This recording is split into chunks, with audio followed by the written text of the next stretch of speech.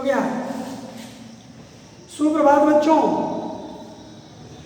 इससे पहले कि आप की पढ़ाई शुरू हो, आप अपना अटेंडेंस बना लें, ज़्यादा अच्छा रहेगा, बेहतर रहेगा।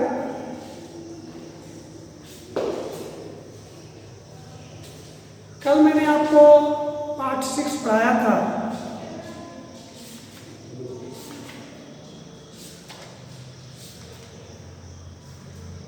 शीर्षक का नाम था हार की जीत। इसमें बाबा भारती हैं जिनका घोड़ा सुल्तान है। इसमें खरक सिंह नामक एक कुख्यात दस्यु है, डाकू है। इन्हीं दोनों के बीच की यह कहानी है जिसमें बाबा भारती पहले तो अपना घोड़ा हार चुके हैं, लेकिन उनमें जो संयम था, उनमें जो सहनशीलता थी, उसके कारण उन्होंने पुनः बिना लड़ाई झगड़ा किए हुए अपने घोड़े को प्राप्त किया। तो इसीलिए शीर्षक का नाम पड़ गया है हार की जीत। इससे संबंधित जो कुछ क्वेश्चंस हैं, प्रश्न वगैरह, महाभारती सारी रात अस्तबल की रखवाली क्यों करते रहते थे? इसलिए करते रहते थे कि जब से खरक सिंह का संकेत मिला कि बाबा ये घोड़ा आपके लायक नहीं है, इस घोड़े को तो मैं ले जाऊंगा, उस दिन से बाबा भारती को बहुत डर हो गया, चिंता बढ़ गई कि अब इस डाकू से कौन लोहा ले सकता है, हमारे बस की तो बात है नहीं। अब क्या करेंगे, अब ले ही जाएगा तो हम क्या कर सकते हैं। इसी उद्देश्य से रात में भी वो अस्तबल की निगरानी बराबर करता रहता था, समझे कि नहीं। सारी रात अस्तबल की रखवाली करता रहता था अपनी तसल्ली के लिए, और रखवाली करते हुए भी अगर डाकू आकर के ले जाता तो कुछ नहीं कर सकता था, लेकिन अपनी तसल्ली के लिए कि हाँ भाई मेरा घोड़ा अभी तक सुरक्षित है, ये घोड़ा को देख लेता था, उसे तसल्ली मिल जाती थी। घोड़े को देखने पर बाबा भारती को मिलने वाले आनंद की तुलना लेखक ने किन किन से की है। देखिए, लेखक ने बाबा भारती के अपने घोड़े देखने से जो आनंद मिलता था उसकी तुलना किया है किसान से, कि जैसे किसान अपने खेत में फसल लगाते हैं और लहलहाते हुए फसल को देखकर किसान बड़े आनंदित हो जाते हैं, उनके खुशी का पारावार नहीं रहता। उससे उसने अपने घोड़े की तुलना की है, समझे कि नहीं। दूसरा तुलना किया है, माँ जब अपने बेटे को स्वस्थ, निरोग, प्रसन्न, खेलते कूदते हुए, खुशियाँ मनाते हुए देखती है तो उसका दिल जो है बड़ा गदगद हो जाता है। माँ अपने प्रसन्नचित्त बेटा को देखकर जितना खुश होती है, कृषक अपने लहलहाते हुए फसल को देखकर जितना खुश होते हैं, उतना ही खुश बाबा भारती भी अपना घोड़ा देखकर होते हैं।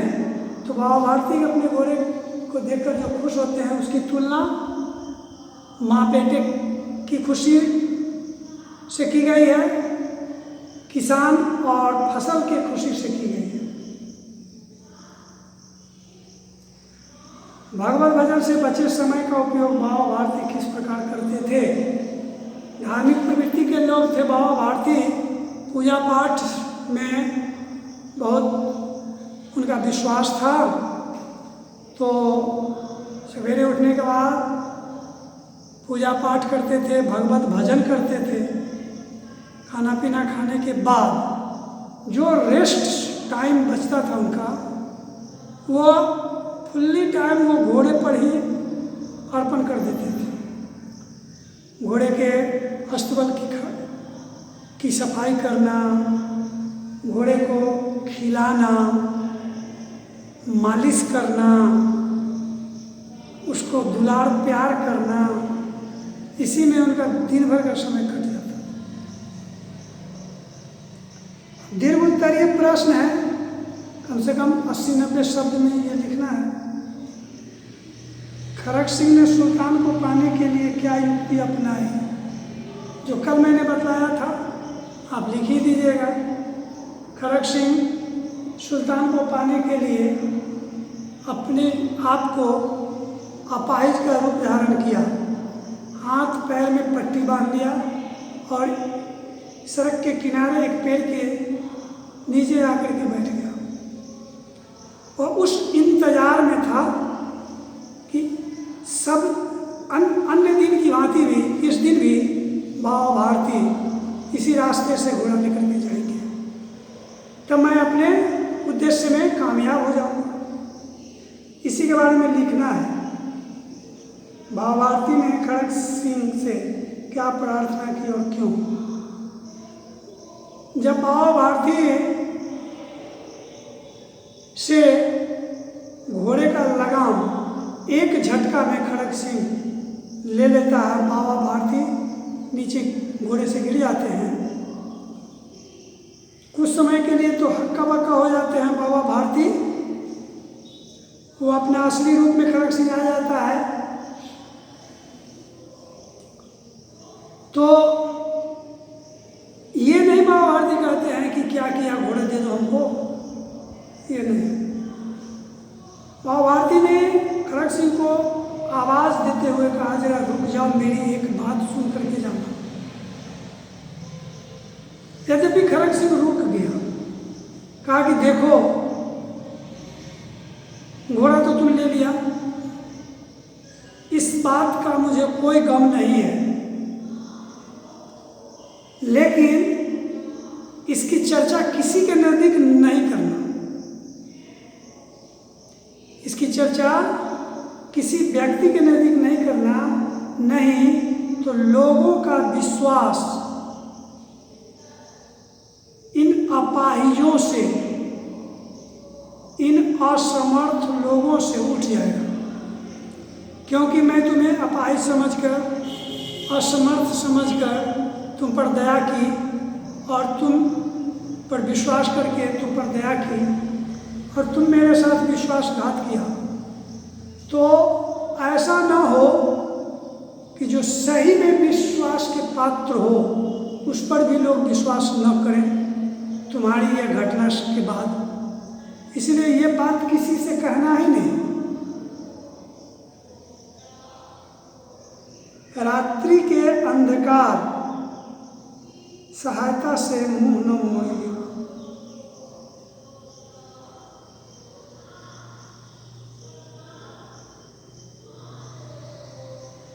अस्तबल में कौन रहता था? सुल्तान रहता था। इस कहानी में किसकी हार होती है? खड़ग सिंह की हार होती है। रात्रि के अंधकार में खड़ग सिंह घोड़े की लगाम पकड़े कहाँ गया?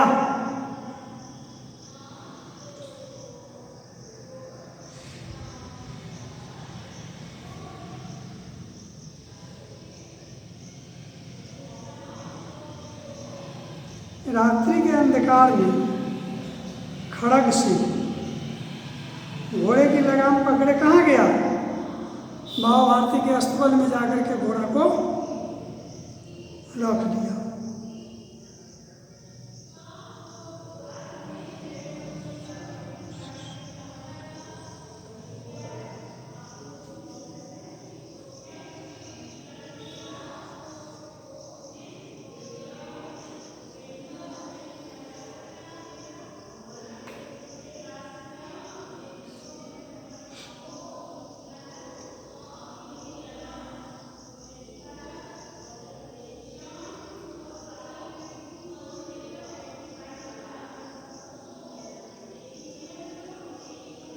अब कोई दिन दुखियों की सहायता से मुख न मोड़ेगा, यह वाक्य किसने कहा?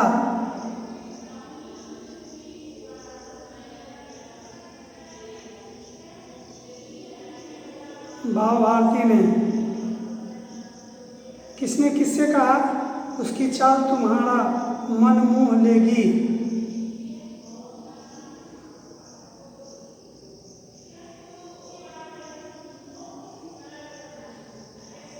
ये आपको खुद लिखना है, किसने किससे कहा। बाबा मैं बहुत दुखिया हूँ, मुझ पर दया करो। एक बात सुनते जाओ खड़ग सिंह। अब कोई दिन दुखियों की सहायता से मुँह न मोड़ेगा। अब आइए भाषा की बात नहीं, मुहावरा है फूला ना समाना, खुशी का ठिकाना न होना। फूला ना समाना का मतलब खुशी का ठिकाना न होना। आंखें गड़ाना, आंखें गड़ाना का मतलब हुआ किसी वस्तु को पाने की इच्छा। कैसे वह वस्तु हमें मिल जाए, उस वस्तु के प्रति बहुत ज़्यादा लालच लोभ हो जाना,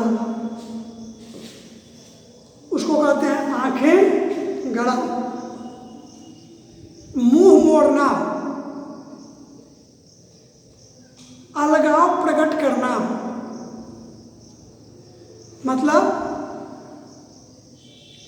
कि अब ऐसा मुंह मोड़ लिया कि मैं तुम्हें जानता ही नहीं, बिल्कुल उससे अलग थलग। तो अलगाव, मुंह मोड़ना का मतलब हुआ अलगाव प्रकट करना।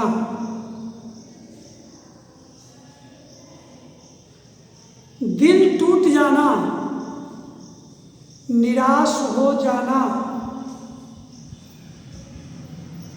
दिल टूट जाना, निराश हो जाना। लट्टू होना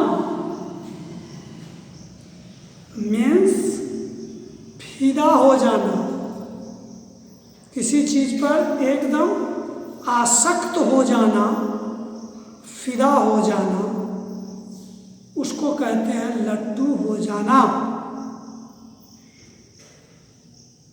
अब आपके अगला प्रश्न है उद्देश्य और विधेय। इससे पूर्व भी मैंने आपको उद्देश्य और विधेय के बारे में भली भांति जानकारी दे दिया था, लेकिन मैं पुनः जानकारी दे देता हूँ। किसी वाक्य के दो खंड होते हैं। किसी वाक्य की जो रचना होती है उसके दो खंड होते हैं,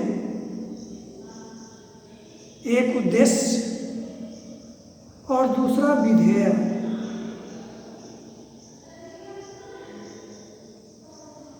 जिस वस्तु के बारे में या जिस व्यक्ति के बारे में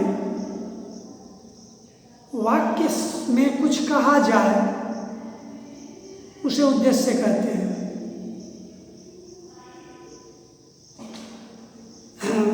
उद्देश्य का मतलब कि जिस वस्तु के बारे में या जिस व्यक्ति के बारे में उस वाक्य में कुछ कहा जाता है वो उद्देश्य हो गया। बाद बाकी सारा अंश, वाक्य का सारा अंश विधेय होगा। मान करके चलिए ना, उद्देश्य का मतलब होता है कर्ता, है ना। कर्ता के बारे में जो कुछ कहा जाता है उसे विधेय कहते हैं।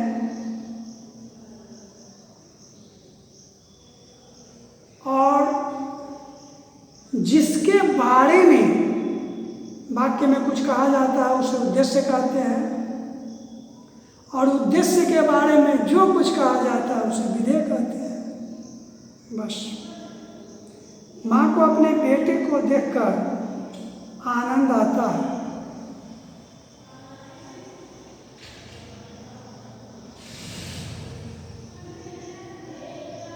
इसमें उद्देश्य और विधेय खोजना है।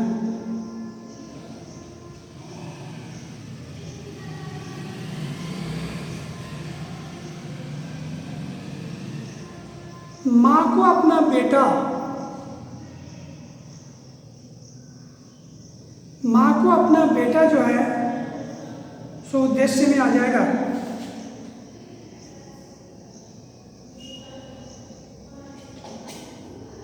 क्योंकि कर्ता में ये दोनों है।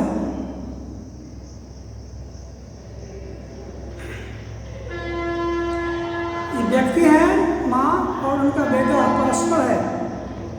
माँ को अपने बेटे को देखकर आनंद आता है, ये विधेय हो गया। वह घोड़ा बहुत सुंदर है, वह घोड़ा उद्देश्य है, बहुत सुंदर है, विधेय हो गया। खड़ग सिंह उद्देश्य है, उस इलाके का डाकू था। लोग उनका नाम सुनकर कांपते, लोग उद्देश्य है, उनका नाम सुनकर कांपते थे, विधेय हो गया। सुल्तान की चाह खींच लाई, सुल्तान उद्देश्य है कि चाह खींच लाई, विधेय है। केला बचपन हाथ कृपा महिमा सभ्यता, चावल आचार वृक्ष कवि सिंगनी फूल। इसका पुल्लिंग और स्त्रीलिंग बनाना है। निम्नलिखित शब्दों को ध्यान से पढ़कर पुल्लिंग और स्त्रीलिंग शीर्षकों के नीचे लिखिए। अच्छा, बचपन क्या है? हाथ क्या है? कृपा क्या है? महिमा क्या है? स्त्रीलिंग है कि पुल्लिंग? सभ्यता क्या है? चावल क्या है? आचार्य क्या है? वृक्ष क्या है? कवि क्या है? सिंगनी क्या है? फूल क्या है? तो फूल तो पुल्लिंग है, सिंगनी स्त्रीलिंग है, कवि पुल्लिंग है, वृक्ष पुल्लिंग है, आचार्य पुल्लिंग है। चावल महंगा है, महंगी नहीं है, चावल महंगा है, चावल पुल्लिंग है।